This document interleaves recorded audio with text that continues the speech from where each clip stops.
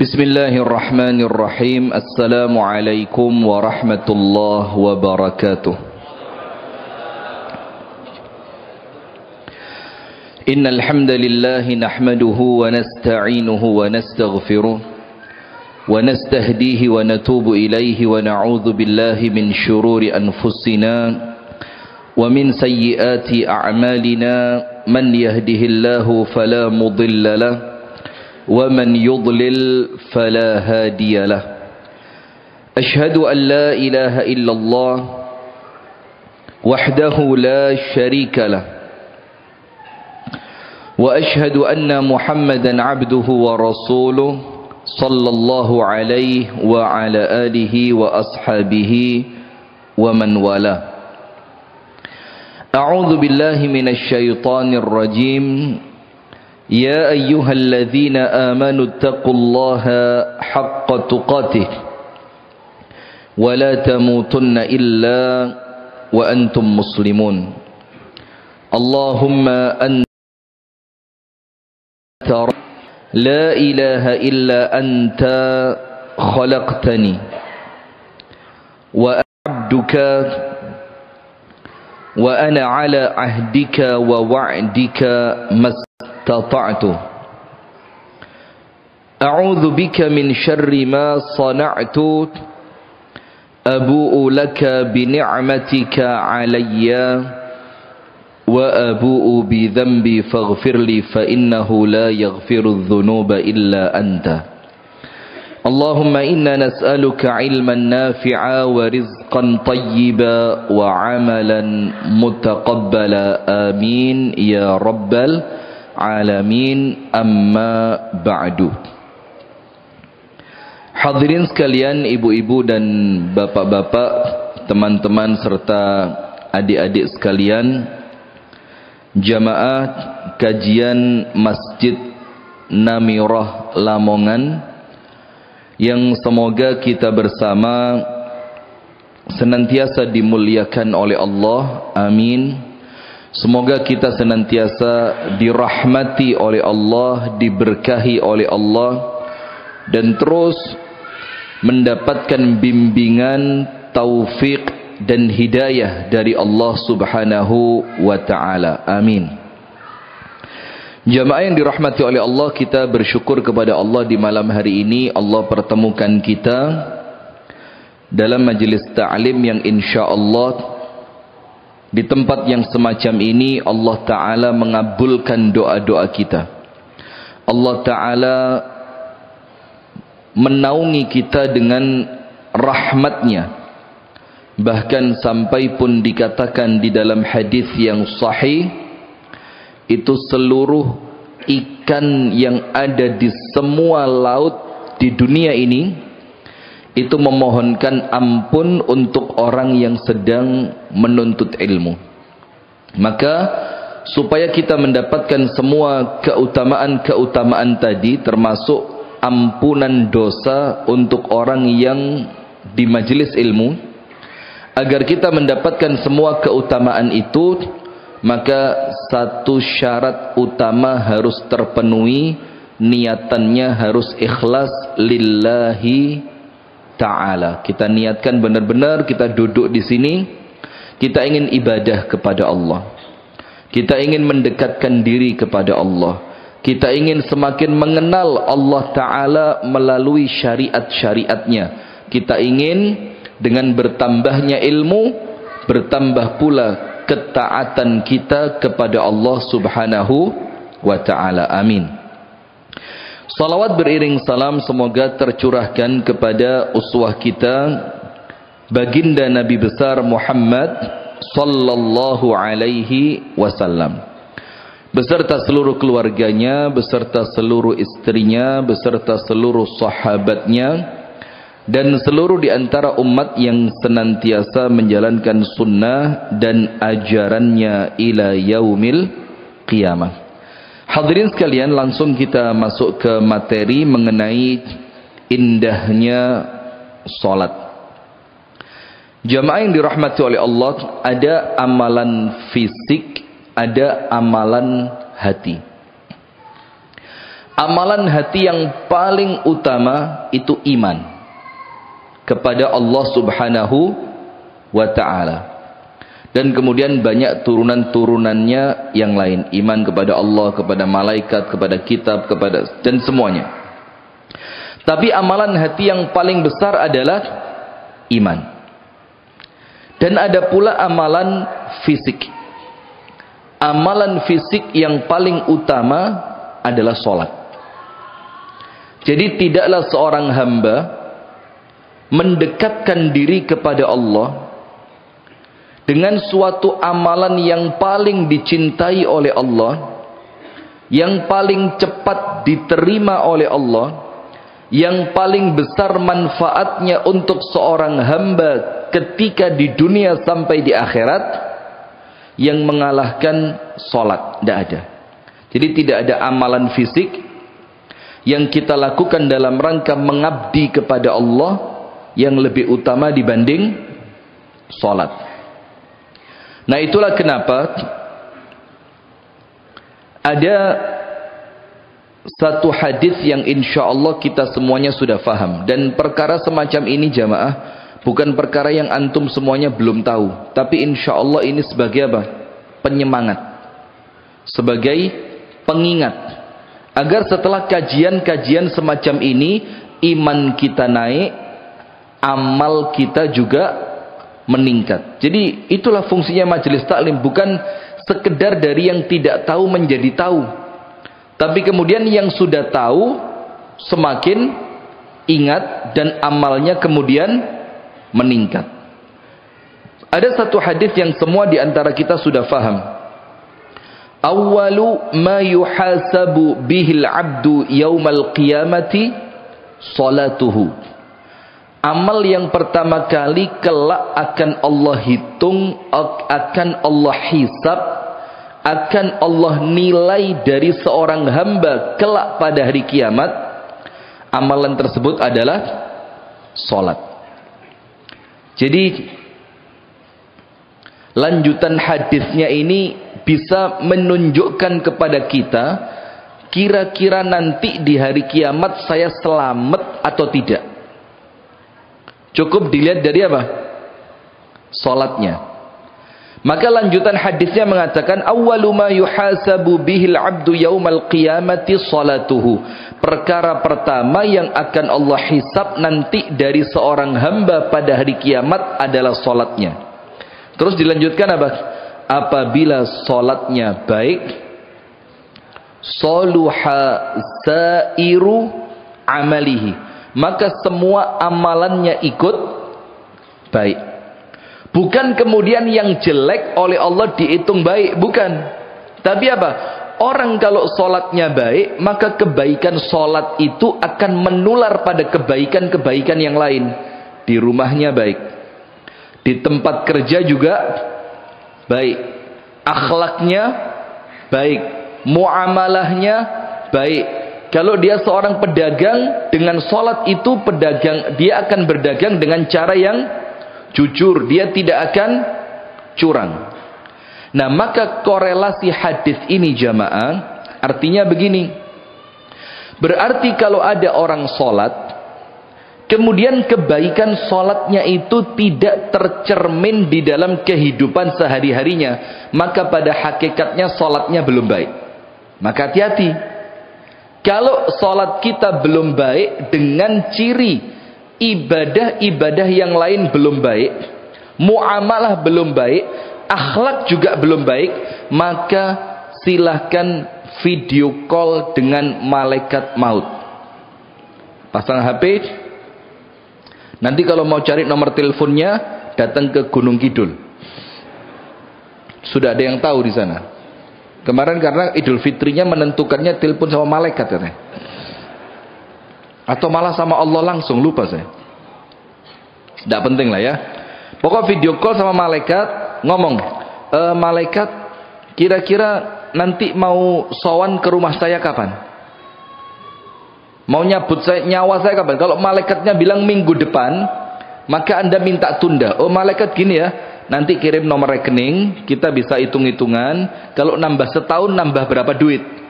Bisa enggak kira-kira begitu? Tidak bisa. Maka artinya ketika sholat itu kebaikannya belum tercermin dalam kebaikan amal yang lain, maka Anda jangan berani-berani meninggal dunia. Kenapa? Mesti di alam kubur sengsara. Karena kalau sholatnya tidak baik, semuanya dihitung tidak baik. Kalau sholatnya tidak baik, kemudian yang lain juga tidak baik, kira-kira di alam kuburnya baik apa tidak? Berani mati kalau sholatnya belum baik? Tidak akan berani. Dan begitu pun sebaliknya. Wa in fasadat fasada sairu amalihi. Kalau sholatnya buruk, maka akan menular keburukannya pada amal-amal yang lain. Berarti jamaah, kalau pengen tahu sholat kita baik atau tidak, itu dilihat dari muamalah setelah sholat. Lisannya terjaga apa tidak? Mampu tidak dia untuk melakukan ghadzul basar, menundukkan pandangan? Akhlaknya baik apa enggak? Kalau dia kembali bekerja, di tempat kerjanya curang atau tidak? Nah, itu semua berpengaruh pada sholat. Nah, itulah kenapa salah satu ciri orang itu diinginkan kebaikannya oleh Allah, itu cirinya apa? Allah berikan dia taufik untuk bisa sholat dengan baik. Karena ketika Allah gerakkan hatinya, dia mampu sholat dengan baik, maka kebaikannya sholat ini akan menjadikan amalnya dia yang lain juga ikut baik.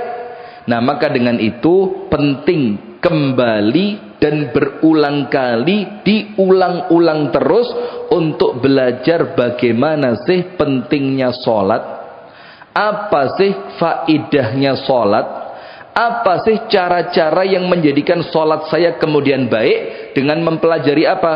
Indahnya sholat. Nah, sekarang yang kedua, itu tadi yang pertama. Jadi kalau sholatnya baik, semua dianggap baik. Kalau sholatnya buruk, semua dianggap buruk. Berarti kalau mau lihat sholatnya baik atau buruk, dilihat bukan ketika sholat, tapi setelah sholat. Maka ada istilah kan, sholatil wapi, tapi lek ngomong nyelekit. Ada yang seperti itu ibu-ibu? Atau jangan-jangan panjenengan semua ini? Enggak, kalau anda kan yo sholatnya enggak baik, lisannya yang nyelekit ya. Ngamuk, puri. Oh, mengaji kok purian. Nah sudah, maka kalau ada orang ditanya, lu sholatil wapi, tapi lek ngomong kok nyelekit, maka yo itu ciri bahwa sholatnya belum baik. Nah maka tolak ukurnya itu dilihat setelah sholat. Kenapa begitu? Inna sholata tanha anil fakhsyai wal munkar. Kalau sholatnya sempurna, sholatnya diterima, sholatnya baik, maka sholat itu penjaga kita. Dengan sholatnya tadi, kita tidak akan macam-macam.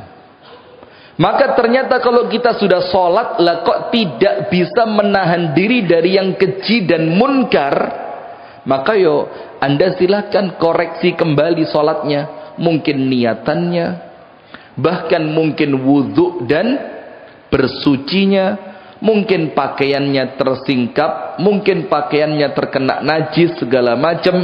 Maka yo silakan dicek aja mana bagian yang salah di dalam sholat anda. Maka ada satu cerita, Amirul Mukminin Umar ngirim pasukan perang. Tidak lama setelah pasukannya dikirim, komandan peletonnya ngirim surat. Ngirim apa? Surat. Minta pasukan tambahan. Dikirimi pasukan tambahan sama Amirul Mukminin.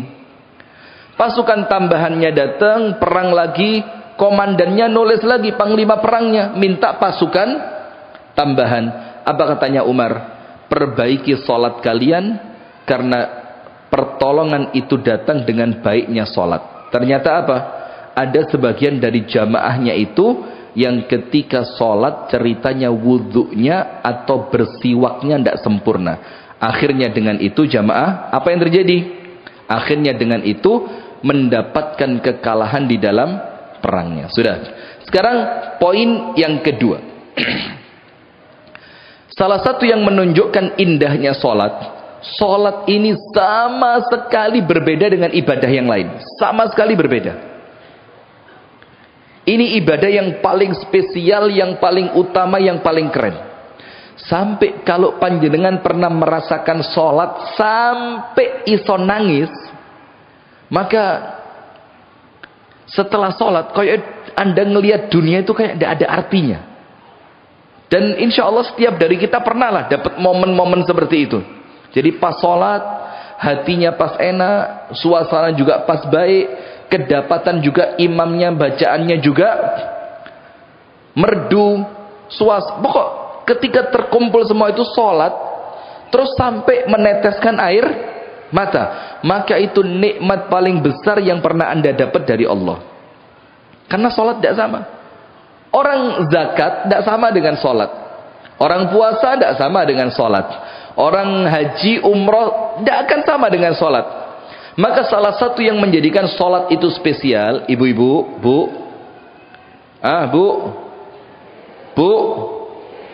panjenengan nggih sholat sehari berapa kali? Berapa kali? Loh, bingung kan? Ini pada perkara prinsip loh ini. Sehari sholat berapa kali ibu-ibu? 5 ya?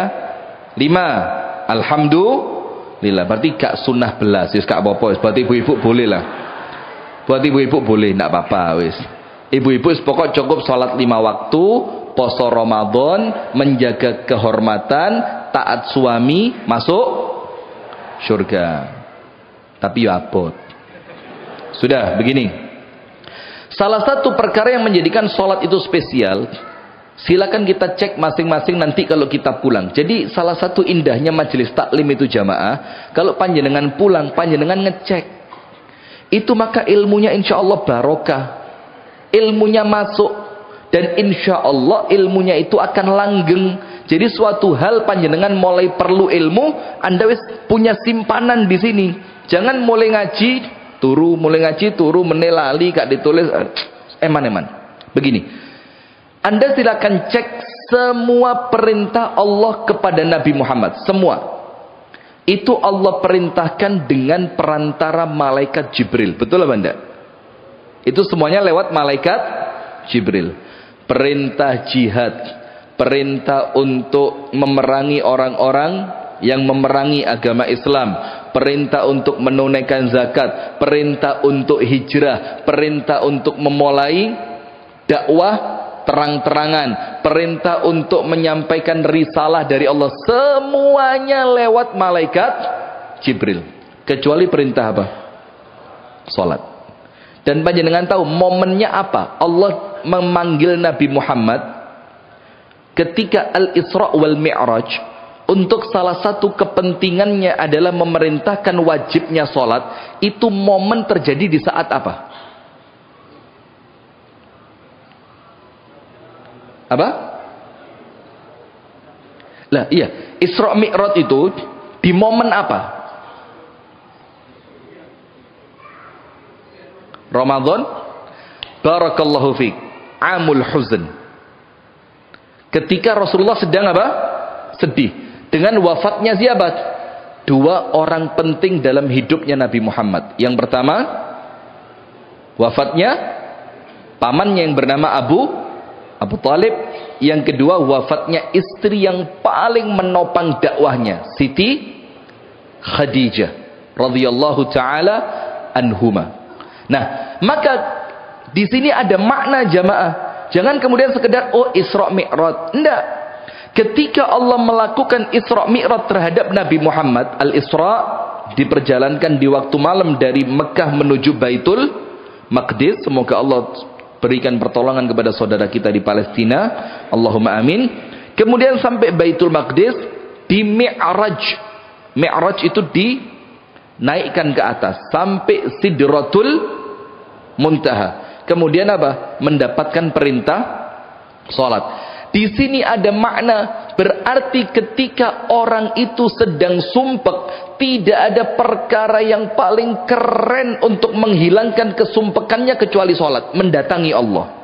Nabi Muhammad sumpek dalam tanda kutip. Karena tidak mungkin bahasa sumpek untuk Nabi Muhammad itu tidak cocok. Tapi kalau gundah gulana karena ditinggal orang-orang terbaiknya, itu Nabi Muhammad sedih. Jangankan itu, ditinggal wafat anaknya namanya siapa? Ibrahim. Sedih tidak Nabi Muhammad? Sedih. Innal qalba la yahzan wal aina la tadma'. Hati pasti sedih kata Nabi Muhammad. Air mata pasti keluar. Manusia. Tapi saya tidak akan mengucapkan kecuali apa yang diridhoi oleh Allah. Sedih. Nah, apalagi wafatnya dua orang utama ini yang menjadikan Nabi Muhammad sedih, karena Nabi Muhammad pisah. Enggak. Nabi Muhammad ngerti perpisahan dunia itu cuma sementara. Dan pertemuan kelak yang kedua di akhirat itu pertemuan yang abadi. Maka bukan karena mereka meninggal Nabi Muhammad sedihnya, tapi dengan meninggalnya mereka, dakwah itu tantangannya semakin berat. Itu yang bikin Nabi Muhammad sedih. Dengan wafatnya Abu Talib, orang kafir Quraisy tidak segen lagi untuk mengganggu Nabi Muhammad. Dengan wafatnya Ibunda Khadijah, salah satu penopang dakwah itu hilang. Maka itu yang bikin Nabi Muhammad sedih. Maka bagaimana caranya? Allah hilangkan kesedihannya dengan mendekat kepada Allah. Kalau Nabi Muhammad mendekatnya kepada Allah lewat Isra wal Mi'raj, panjenengan bisa Isra Mi'raj? Ayo, angkat tangan yang bisa. Waliullah Anda. Coba, atau mau sampai 70 kali? Tidak bisa jamaah. Maka ketika Nabi Muhammad itu mendekat kepada Allah melalui Isra wal Mi'raj, kedekatan kepada Allah itulah sumber kebahagiaan. Maka mana posisi orang Islam yang paling dekat sama Allah? Dalam hadis dikatakan ketika kita sedang ngapain? Aqrabu ma yakunu al-'abdu ila rabbih wa huwa sajid. Wa huwa sajid. Posisi terdekat seorang hamba dengan Tuhannya, artinya kedekatan kita dengan Allah yang paling dekat. Bahkan para sahabat tanya, ya Rasul, apakah Allah itu jauh sampai kalau kita berdoa harus keras, ataukah Allah itu dekat kalau kita berdoa cukup apa? Lirih saja. Lirih itu apa? Dengan suara yang sir, syahdu, pelan, tenang. Yus kaya orang ngerengek di hadapan orang tuanya yang tidak kepingin kedengeran orang lain gitu loh. Rasulullah bilang, bal huwa qarib. Allah itu dekat, maka cukup dengan bahasa yang pelan. Tanpa sholat saja Allah sudah dekat. Apalagi kalau kita sedang sholat. Bahkan Rasul katakan keadaan terdekatnya seorang hamba dengan Tuhannya yaitu ketika dia sedang sholat. Terus apa perintahnya Nabi? Fa'akthir fihi minad du'a. Maka kalau kamu sedang dekat dengan Allah, dalam posisimu sedang sujud, perbanyaklah apa? Berdoa. Perbanyaklah berdoa. Nah, maka di situ jamaah, artinya ketika kita sedang sumpek, maka indahnya sholat itu ngilangi sumpek. Allah panggil Nabi Muhammad, bagaimana biar sumpeknya hilang dalam tanda kutip untuk kalimat sumpek ya? Allah perintahkan wajibnya sholat. Terus kan kisahnya kan panjang dalam riwayat Bukhari Muslim.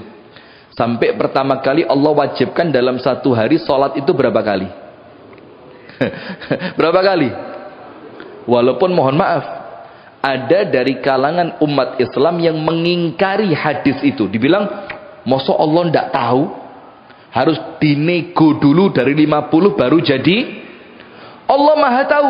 Bukan masalah Allah maha taunya. Kalau Allah maha tahu, ya semua di antara kita yakin. Betul apa enggak? Tapi kita pengen tahu ini hikmahnya apa. Contoh, Allah maha tahu padahal. Ada sekelompok manusia mau berangkat ke majelis taklim. Allah kirimkan malaikat yang mengawasi mereka. Terus malaikatnya ngomong, ayo mas cepet-cepet, ayo bu cepet. Setelah mereka sampai di tempat, malaikatnya ikut duduk. Terus Allah tanya, malaikat mereka ngapain? Padahal Allah tahu apa enggak? Kenapa Allah tanya? Coba, Nah, kalau sekedar Allah tahu tidak tahu ya segampang itu dijawab. Ini bukan masalah Allah tahu atau tidak tahu. Ini masalah Allah ingin membanggakan manusia yang taat kepadanya di hadapan malaikatnya. Sama seperti perkara sholat ini. Supaya kita ngerti kenapa sih Allah itu minta sholat bukan 5 waktu tapi awalnya 50. Karena saking cintanya Allah kepada sholat dan saking pentingnya sholat untuk kehidupan kita. Sampai Allah itu kepinginnya apa? Ojo leren sholat. Itulah sampai kemudian sholat itu bukan cuma yang wajib, tapi ada sholat sunnah. Karena apa? Ya wes lah, katakan yang wajib cuma 5. Tapi ada sholat apa? Rawatib. Ada sholat duha, ada sholat tahajud, bahkan ada sholat sunnah yang namanya sholat sunnah mutmainnah. Mut apa? Mutlaqoh. Ya boleh lah, mutlak boleh. Tapi kalau secara ilmu bahasa, karena sholat itu muannats, maka sifatnya harus muannats. Sholat sunnah mutlaqoh. Kenapa? Saking pentingnya sholat, saking hebatnya sholat, saking cintanya Allah ketika seorang hamba itu mengibadahi Allah lewat sholat. Maka Allah minta berapa? 50. Turunlah Nabi Muhammad SAW berjumpa Nabi siapa? Nabi Musa. Muhammad, tak beritahu ya, baliau sama Allah. Kenapa? Umatmu tidak akan kuat. Ini pengalaman kata Nabi Musa. Karena Nabi Musa umatnya siapa? Bani Israel. Anda tahu sendiri ya. Seperti apa Bani Israel. Kata Nabi, ini pengalaman ini. Bali omong gau.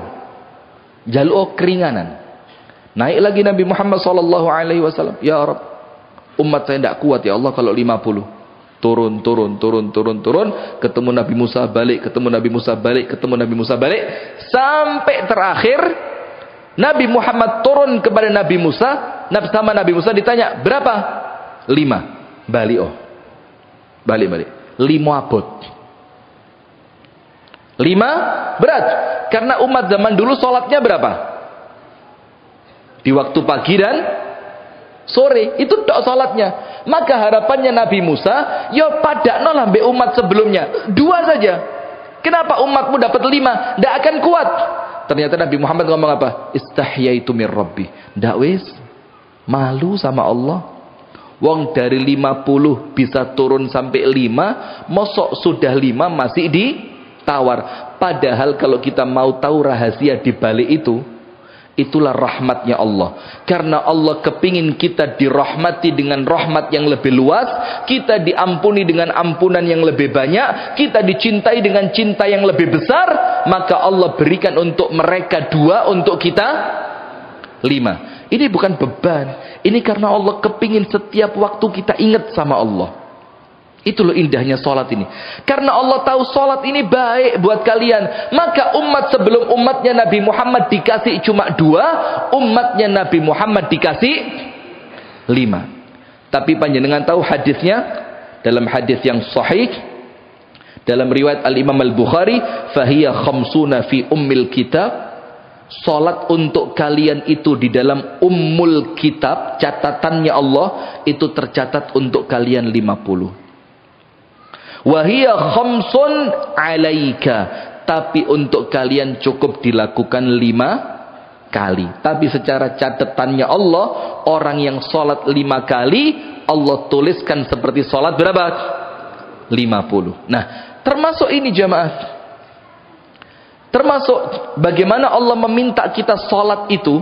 Ini Anda bisa buka nanti dalam Al-Quran begini. Dalam surat As-Saffat. Surat apa? As-Saffat. Ayat yang paling terakhir. 3 ayat terakhir. Tidak usah ditulis ya. Tidak usah. Apal kabeh kan. Ibu-ibu paling apal. Wong rego Lombok ya apal. Masuk ayat Quran ke apal. Cabai sekarang berapa Bu? Naik ya? Apa sudah turun? Oh sudah turun ya. Berapa sekarang per kilo? Soporun di tempat saya lebih mahal, tak ekspor ke sini. Berapa cabai Bu? 25. Ya sik murah genku berarti. Mau beli dari saya enggak? Totolan. Enggak boleh jualan di masjid. Begini. Allah Ta'ala berfirman di 3 ayat terakhir surat As-Saffat. Walaqad na'lamu annaka yadhiqu sadruka bima yaqulun. Allah berfirman, dan sungguh kami tahu, kata Allah, bukan kami tidak tahu, bahwasannya dirimu itu sempit hatinya. Karena apa? Bima yaqulun, karena apa yang mereka ucapkan. Berarti ibu-ibu sing gampang baperan itu yakin kurang sholat. Gampang baperan ngelihat statusnya temen, nyindir aku, mentolo tak perkes lambene. Ibu-ibu ini loh ya. Terus ustaz ceramah, malah nyindir maneh. Ceramah lek ra nyindir apa ya ora iso. Loh, kalau panjenengan ndak kesindir ndak usah datang ke pengajian. Betul ndak? Jadi kalau pengajian kesindir ya memang itu yang dicari supaya memperbaiki, untuk sarana introspeksi. Mana yang perlu diperbaiki ditandani. Lah panjenengan ke bengkel, montirnya tanya, "Rusak apa nih, Mas?" Kan sing rusak. Apa kira-kira kata bingkile? Terus dia apa nih, Mas? Dijebol lah merisan mesinnya ya. Engko lek jebol tak dandani. Kan tidak mungkin. Anda ke bengkel karena mesinnya apa? Nah, kita ini semuanya ya bukan merasa kita ini rusak, tapi yo sadar diri lah, sadar diri. Nah, maka Allah berfirman, "Walaqad na'lamu annaka yadhiqu sadruka bima yaqulun." Kami tahu Muhammad, kami tahu, kata Allah. Bukan kami membiarkan, bukan kami itu cuek, bukan kemudian kami itu ingin kamu celaka, ingin kamu, enggak.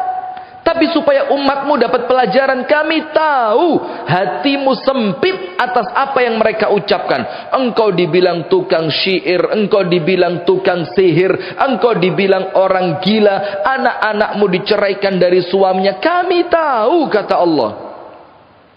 Terus obatnya apa? Fasabbih bihamdi rabbika wa kum minas sajidin.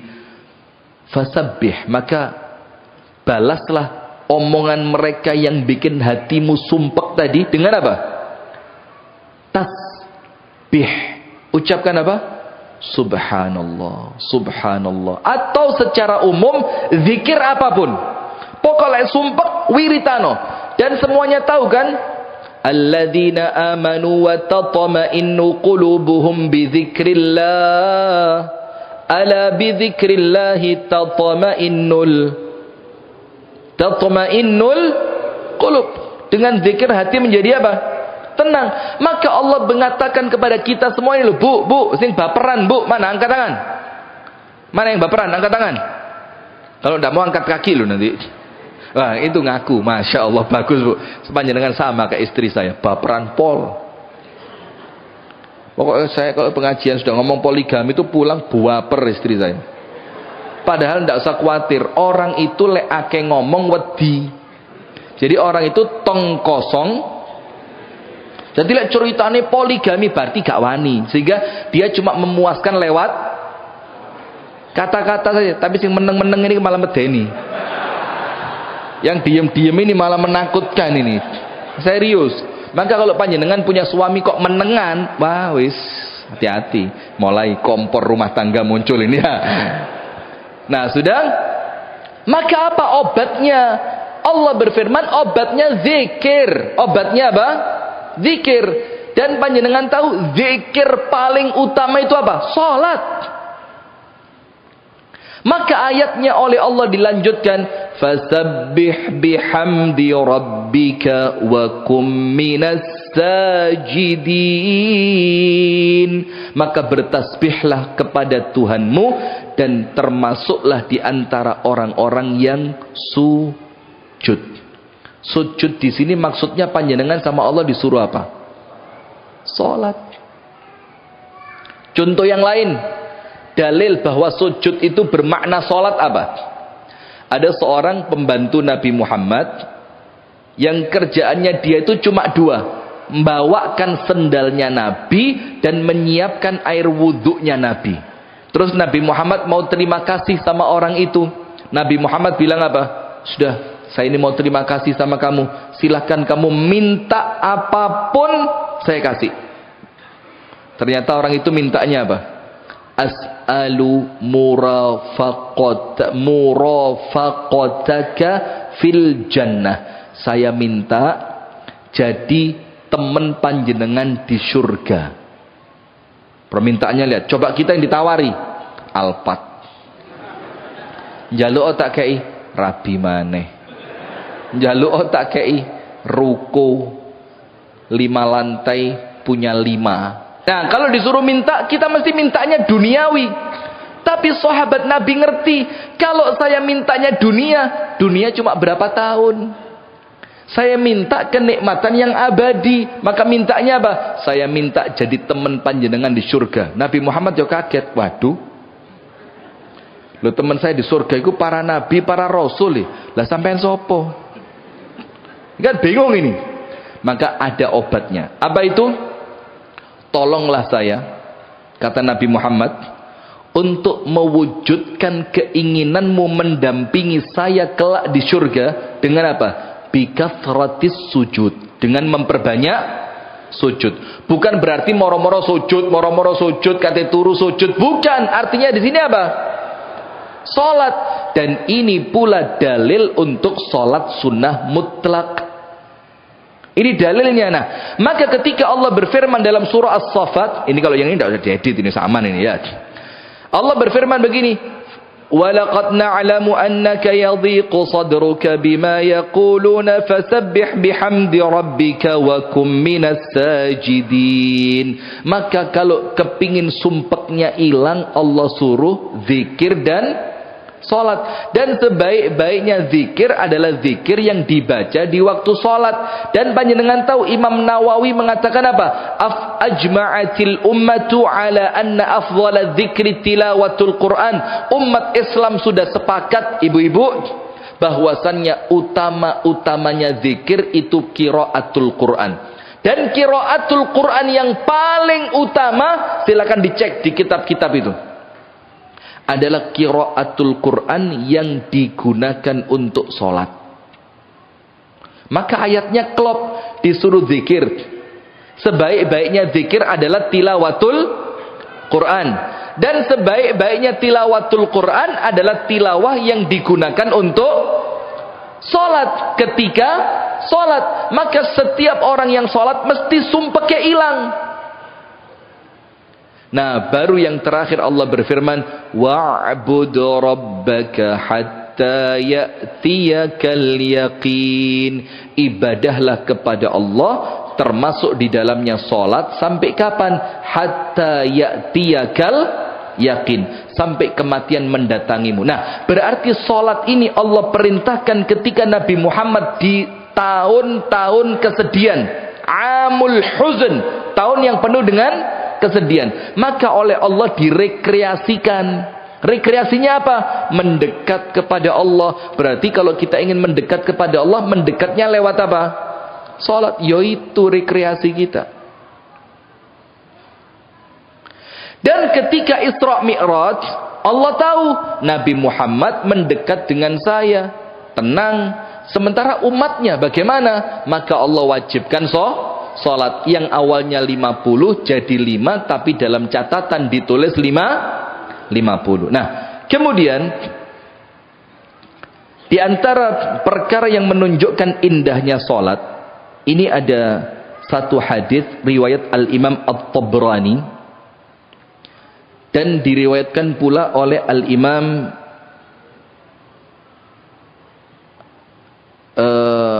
At-Tirmidzi kalau saya tidak lupa, tapi yang jelas Al-Imam At-Tabrani. Dan hadis ini dihasankan oleh Al-Imam Al-Munziri dan Asy-Syaikh Al-Albani. Jadi Asy-Syaikh Al-Albani mencatatkan hadis ini, mentakhrij hadisnya hasan. Rasulullah sallallahu alaihi wasallam bersabda, An Abi Hurairah radhiyallahu taala anhu anna Rasulullah sallallahu alaihi wasallam marra biqabri rajulin. Rasulullah melewati kuburannya seseorang. Ketika Rasul lewat kuburan, Rasulullah manfaatkan itu. Jamaah perhatikan. Kemudian Rasulullah tanya, "Man sahibu hadzal qabri?" Ini kuburannya siapa? Kalau Rasul tanya mesti ada sesuatu ini. Mesti ada sesuatu. Ini kuburannya siapa? Maka faqalu fulan ibni fulan. Ya Rasul, ini kuburannya si fulan bin fulan. Rasulullah mengatakan, "Rak'atani ahabbu ila hadza min baqiyati dunyakum." Salat 2 rakaat. Dalam riwayat yang lain, salat 2 rakaat sunnah. Artinya apalagi yang wajib. Rak'atani 2 rakaat, dalam riwayat yang lain dikatakan nafilah, salat sunnah 2 rakaat. Lebih dicintai oleh penghuni kubur ini dibandingkan apa? Dibandingkan seluruh yang tersisa dari dunia kalian. Maksudnya begini, penghuni kubur ini kalau dapat kesempatan kembali ke dunia dan dia disuruh milih, berarti ini sudah orang yang di dalam kuburan ini wes melek apa? Melek akhirat. Dia ngerti mana yang manfaat, mana yang tidak manfaat. Dia ngerti mana yang utama, mana yang tidak utama. Maka kata Nabi Muhammad, 2 rakaat sholat sunnah kalau ditawarkan kepada penghuni kubur ini, ketika dia bisa kembali ke dunia, terus dikasih penawaran, kamu balik ke dunia mau sholat sunnah 2 rakaat, atau kamu balik ke dunia dikasih dunia seisinya, apa kata Nabi Muhammad? Pasti dia milih sholat 2 rakaat. Maksudnya apa ini jamaah? Berarti sholat 2 rakaat itu jauh lebih utama, lebih penting, lebih afdol, lebih keren, lebih bermakna, lebih bernilai dibandingkan panjenengan punya dunia beserta semua isinya. Apalagi kalau dikaitkan 2 rakaat sebelum sholat. Sebelum sholat itu sunnahnya, apalagi wajibnya subuh. Nah, maka di sini menunjukkan kepada kita, kalau kita ini masih Allah beri kesempatan sholat, itu indah betul hidup kita ini. Karena 2 rakaat saja itu lebih utama dibanding dunia beserta seluruh isinya. Tapi ingat, ini hanya difahami oleh orang yang sudah masuk ke dalam kuburan atau masjid. Kalau sudah masuk ke dalam kuburan. Nah, maka kita ini bersyukur sadurunge mlebu kuburan wis dielingke, Bu. Bersyukur apa tidak? Kita ini belum masuk kubur sudah diingatkan, maka kita ngerti. Jadi nanti ketika Anda punya kesempatan sholat, Anda pikir iki wong mati luwih milih sholat iki timbang oleh donya saisine. Maka ketika Anda masih punya kesempatan itu, Anda kudu istisyar. Apa istisyar itu? Ngerasakno, ini saya sedang mengamalkan suatu ibadah yang tidak bisa ditukarkan dengan dunia beserta isinya. Iki luwih apik. Kemudian berikutnya, yang kita perlu tahu, saya catat di sini ada 5. Ini seperempat jam selesai.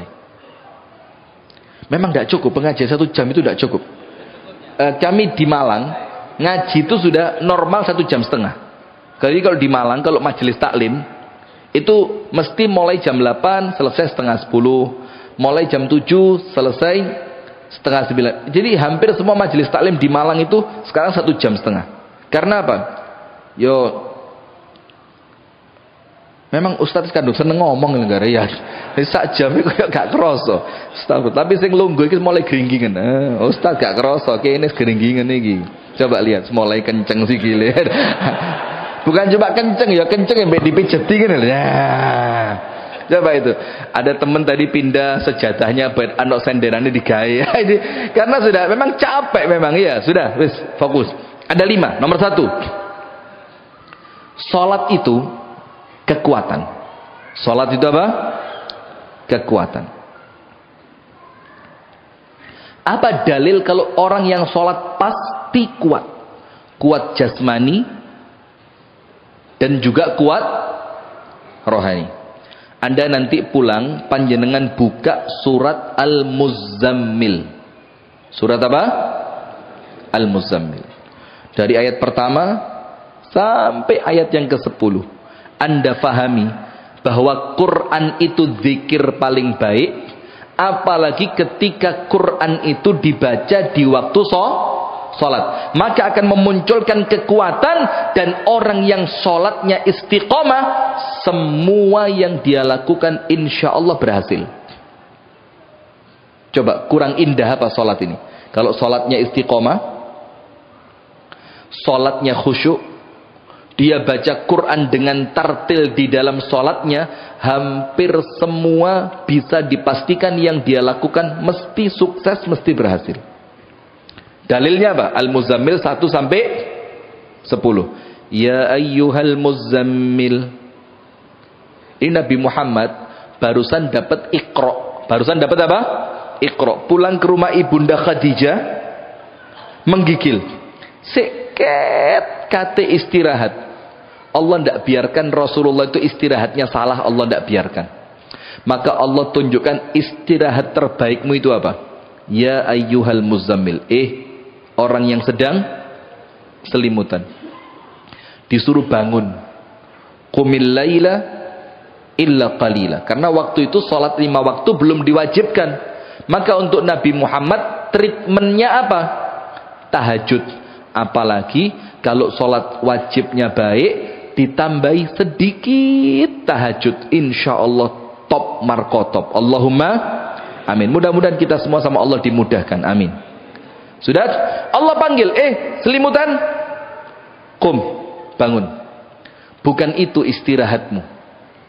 Jadi bukan dengan tidur istirahatmu. Qumil laila illa qalila. Istirahatmu dengan apa? Salat. Nisfahu awin qus minhu qalila auzid alai.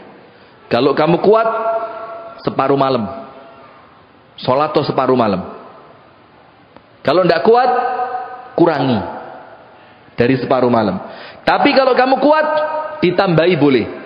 Terus apa? Warattilil Qur'ana tartila. Dan bacalah Al-Quran dengan tartil.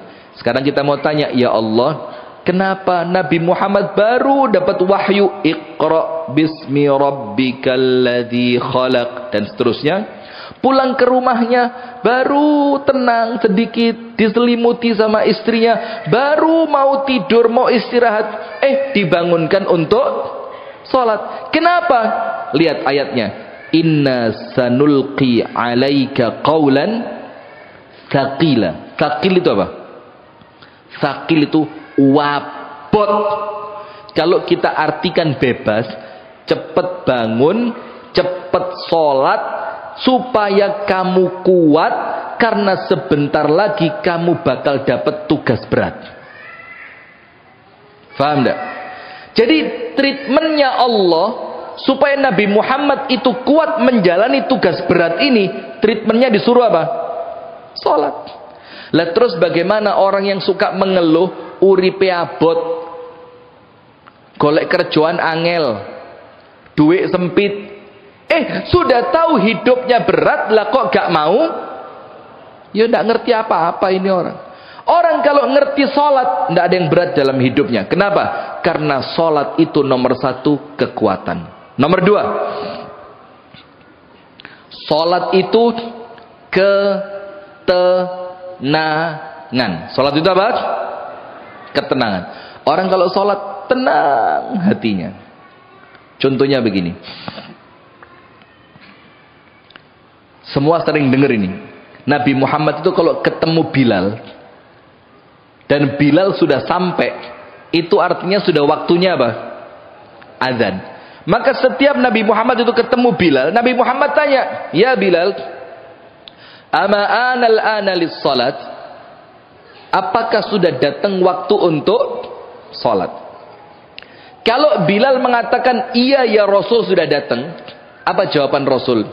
Arihna biha ya Bilal, ayo Bilal, bikin kami nyaman, bikin kami tenang dengan apa?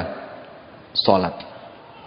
Maka ketika panjenengan sumpek dengan semua hiruk pikuk dunia ini, salat itu istirahatnya. Maka orang kalau istirahat kerjalah kok leye-leye, rokokan, ngopi, itu bukan istirahat. Balik kerja maneh, gak balik tenagane dengan istirahat yang tadi. Coba ketika istirahat dia sholat, masuk masjid, masuk musola, masuk tempat sholat, bawa pakaian untuk sholat, istirahat, ganti baju yang rapi, sholat, khusyuk, tenang, ya Allah. Maka kekuatannya muncul dan itulah istirahat yang sesungguhnya. Maka sholat itu rahatun nafs. Kenapa sholat itu rahatun nafsi? Lihat di dalam hadis Rasulullah sallallahu alaihi wasallam bersabda, "Idza qama ahadukum fi salatihi fa innahu yunaji rabbahu." Ketika salah seorang di antara kalian itu sedang sholat, maka dia sedang apa? Berkomunikasi dengan Tuhannya. Coba, ibu-ibu punya teman curhat yang kalau panjenengan curhat sama dia moro-moro tenang gitu, punya enggak? Bu, punya teman curhat yang kalau curhat sama dia moro-moro ayem gitu, pernah? Punya? Bagus mana teman curhat Anda dibandingkan curhat sama Allah Ta'ala? Ya tidak bisa dibandingkan, jelas baik Allah. Nah, maka Rasul mengatakan ketika salah seorang di antara kalian sedang sholat, maka dia sedang bermunajat, yunaji, sedang berkomunikasi dengan siapa? Allah. Maka ketika panjenengan itu sholat, mulai takbir Allahu Akbar, langsung munculkan perasaan saya sedang berbicara dengan Allah. Maka setiap lafaz-lafaznya itu tidak akan keluar sembarangan. Wong Al-Fatihah saja, tahu tidak? Itu kan setiap selesai satu ayat dijawab tidak sama Allah? Langsung dijawab. Itu berkomunikasi. Ketika Anda rukuk, Subhana Rabbiyal Azim, boleh ditambahi wa bihamdihi. Ketika Anda sujud, Subhana Rabbiyal A'la, boleh ditambahi wa bihamdi. Itu rasakan Anda sedang ngomong sama Allah, Anda sedang cerita sama Allah, Anda sedang memuji Allah. Maka ketika itu hati ini pasti jadi tenang. Allah akan hadir dengan rahmatnya ke dalam hati Anda untuk memasukkan ketenangan ke dalam hati Anda. Itu yang kedua. Nomor 3, salat itu adalah penyelesai masalah. Bu, kalau sedang ada masalah panjenengan ngapain? Jemaah, kalau lagi ada masalah ngapain? Ana duit gak? Jangankan ketangkep polisi loh. Mesti yang pertama kali, ini saya ya. Ya mudah-mudahan panjenengan tidak begitulah. Saya datang ke Namira yang sebelum ini, itu mobil saya kena jepret kamera perempatan situ. Sudah sampai rumah 3 hari berikutnya dapat undangan dari kepolisian. Wis apa iki rek? Padahal saya ceramah di Namira kemarin gak diedit belas sih, berarti lah aman. Ternyata apa? Sesuai penangkapan kamera kami, mobil dengan nomor polisi sekian telah melewati marka lampu merah, ditutup no foto nih. Wih tenanan rek, ya Allah. Saya mikir apa? Iki dunya iki bisa sedetail itu, jamnya, lokasinya, nomor polisinya, jenis pelanggarannya, plus dendanya. Larang 500 ya Pak, ya Allah. Rungunung tak rem sama saya, cet, karuan ngerem timbang 500 iki ya. Itu dunia itu apa? Dunia. Ya apa nanti? Akhirat. Nah, maka jamaah, salat ini menyelesaikan semua masalah. Ayat yang pertama, wasta'inu bis-sabri was-salat. Maka saya mau cerita begini tadi. Kalau panjenengan sedang jalan, terus moro-moro enek cegatan polisi, lengkap gak lengkap, mesti deg-deg.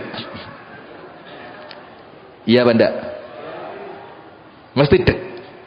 Terus kalau sama polisi dicegat, ternyata panjenengan gak lengkap, Itu yang saya pikir pertama kali, sopo ya koncoku polisi sing iso tak telepon.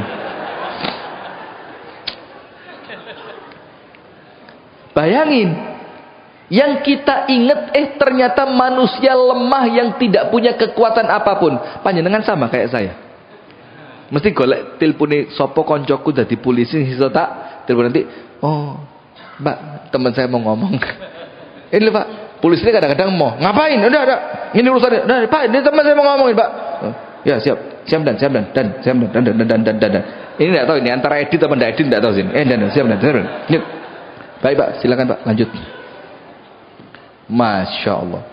Padahal pertolongan itu bukan dari manusia. Allah minta tolonglah kepada Allah dari masalah-masalah yang muncul dalam kehidupanmu dengan sabar, bisabri, dan salat. Maka artinya kalau salat tidak menyelesaikan masalah dunia kita, maka tidak mungkin salat panjenengan menyelesaikan masalah akhirat panjenengan. Tidak mungkin. Kalau urusan dunia yang gampang saja tidak selesai dengan salat, terus mana mungkin salat panjenengan akan menyelesaikan urusan akhirat panjenengan? Tidak mungkin. Dalil yang kedua, bahwasannya salat itu menyelesaikan masalah, disebutkan oleh Ibunda Aisyah dalam hadis yang sahih, kana sallallahu alaihi wasallam idza hazabahu amrun fazi'a ila salat. Nabi Muhammad itu ketika dikejutkan dengan suatu masalah, dikejutkan dengan suatu, misalkan ibu-ibu dikejutkan dengan masalah, masa bojoku rabi maneh? Itu apa yang Rasul lakukan? Fazi'a ila salat. Langsung Rasulullah bersegera menunaikan salat. Karena Rasul tahu wasta'inu bisabri wassalat. Rasul tahu salat ini berkomunikasi dengan Allah. Rasul tahu di dalam salat ketika saya sujud, doa saya didengar dan dikabulkan oleh Allah. Rasul tahu keadaan seorang hamba yang paling dicintai oleh Allah ketika dia salat. Rasul tahu.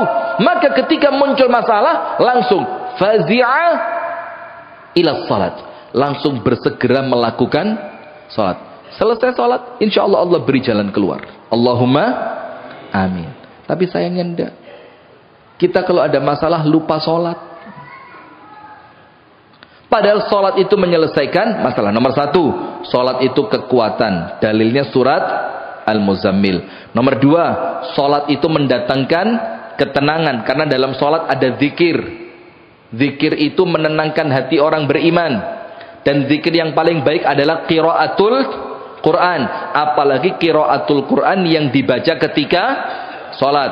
Termasuk dalilnya juga Rasulullah ngomong sama Bilal, tenangkan kami dengan sholat. Maka sholat ketenangan. Nomor tiga, sholat itu penyelesaian dari masalah. Nabi Muhammad kalau ada masalah langsung sholat. Wasta'inu bisabri wassalat. Maka ibu-ibu mumpung belum kedaden, kalau nanti moro-moro Anda dengar berita bojomu rabi maneh, supaya Anda tahu bagaimana solusinya, langsung apa?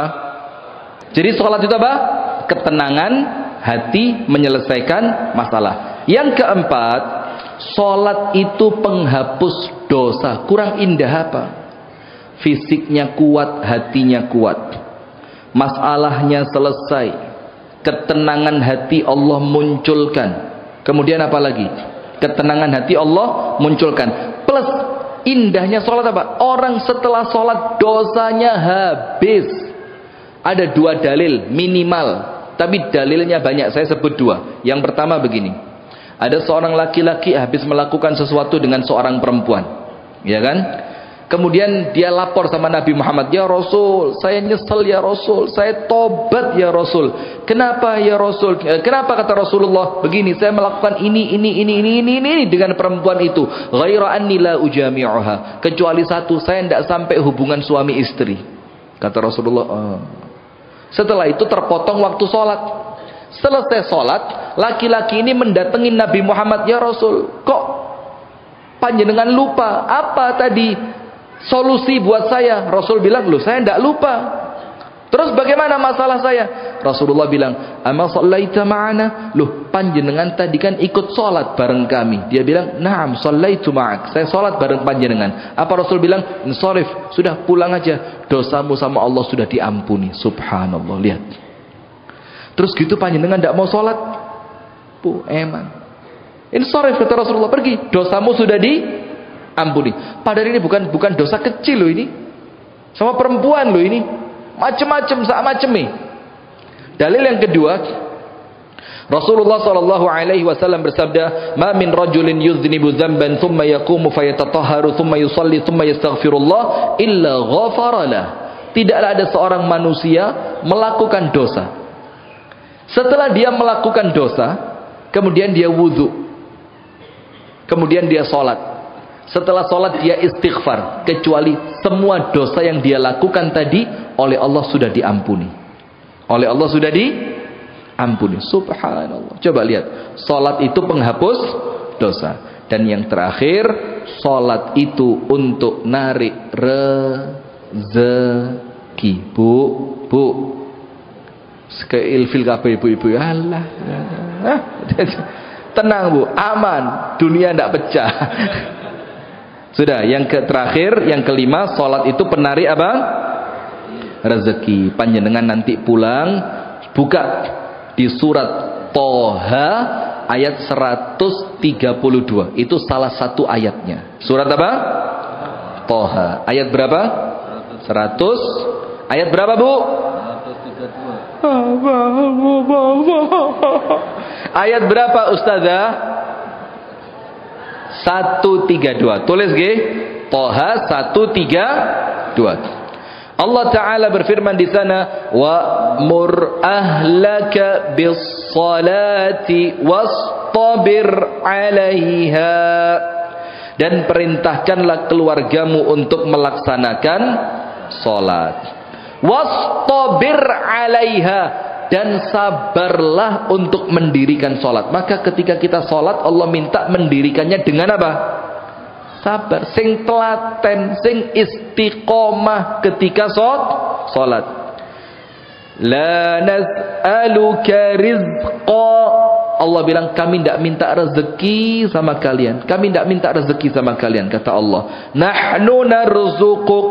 Justru kami yang memberi rezeki kepada kalian. Wal aqibatu littaqwa. Dan kesudahan yang baik nanti di hari kiamat untuk orang-orang yang bertakwa. Maka dalam ayat ini takwa itu ya sholat tadi. Dan Allah berfirman, perintahkan keluargamu untuk sholat. Kami tidak minta rezeki, kami yang ngasih rezeki. Apa tafsirnya ayat ini? Disebutkan oleh para ulama, inilah rahasia pembuka pintu rezeki, yaitu sholat. Maka jamaah sekalian, eman kalau kita tidak sholat. Karena sholat itu bukan beban. Sholat itu kebutuhan. Sholat itu rezeki. Sholat itu kekuatan. Sholat itu ketenangan. Sholat itu menyelesaikan masalah. Sholat itu narik rezeki. Sholat itu menghapuskan dosa. Coba ibadah apa selain sholat yang seperti itu? Maka itulah kenapa Allah cinta betul dengan orang yang sholat. Allah sayang betul dengan orang yang sholat. Sampai umat sebelum Nabi Muhammad dikasih cuma 2, kita dikasih berapa? 5. Itu pun pahalanya bukan 5 tapi seperti 50. Maka jamaah sekalian, semoga setelah pengajian ini kita menjadi orang yang semakin sholatnya itu kroso jurune ati. Sholat itu sesuatu yang betul-betul kita tunggu. Maka saya ingat betul nenek saya dulu, jidah saya dulu, waktu masih hidup, kalau dengar azan itu ngomong apa? Alhamdulillah iso sholat maneh. Subhanallah. Dan meninggalnya husnul khatimah. Meninggalnya di rumah sakit, ngajak anaknya sholat duha. Pas selesai sholat duha, meninggal dunia. Itu pas di rumah sakit. Kenapa? Karena sholat itu untuk beliau bukan beban tapi nikmat. Barakallahu fikum. Itu yang dapat saya sampaikan. Semoga ada manfaatnya. Mohon maaf apabila ada kurang dan salahnya. Barakallahu fik. Subhanakallahumma wa bihamdika. Ashhadu an la ilaha illa anta astaghfiruka wa atubu ilaik. Kurang dan lebih saya mohon maaf. Hati-hati di jalan. Assalamualaikum warahmatullahi wabarakatuh.